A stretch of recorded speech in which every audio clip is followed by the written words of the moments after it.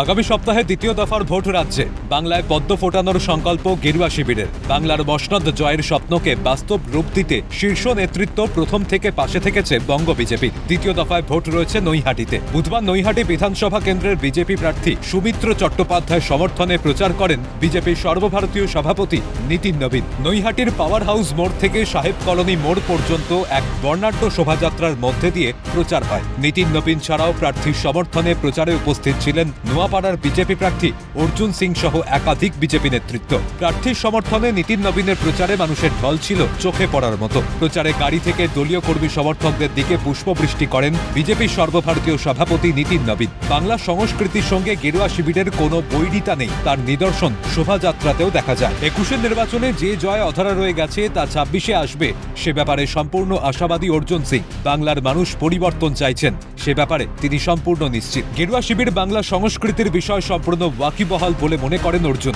বাংলা সংস্কৃতির প্রসঙ্গ ধরেই প্রচার সভা থেকে তৃণমূল সুপ্রিমো মমতা বন্দ্যোপাধ্যায়কে নিশানা করেন নোয়াপাড়ার বিজেপি প্রার্থী অর্জুন সিং। প্রধানমন্ত্রী স্বরাষ্ট্রমন্ত্রীকে মুখ্যমন্ত্রীর আক্রমণ করার প্রতিবাদ জানান অর্জুন। না, উনি তো একটা কি বলা যায়, বাংলা সংস্কৃতিটাকে নষ্ট করেছেন।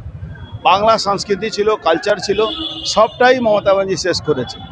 উনি প্রধানমন্ত্রীকে গালাগালি করেন, অমিত ভাই সাহেবকে গালাগালি করেন, এটা রাজনীতিতে শোভা দেয় না।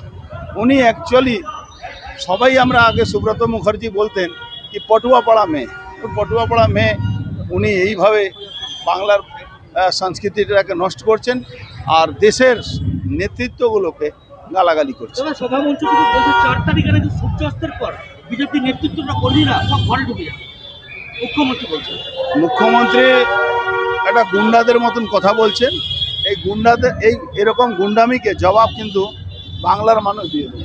শেষ মুহূর্তের প্রচারে নৈহাটির মানুষের ব্যাপক সাড়া পেয়ে জয়ের ব্যাপারে আশাবাদী বিজেপি। ফলাফলের দিন গেরুয়া আবির খেলার স্বপ্ন দেখছে গেরুয়া শিবির। হিমাদ্রি শেখর ভট্টের রিপোর্ট, ক্যালকাটা নিউজ।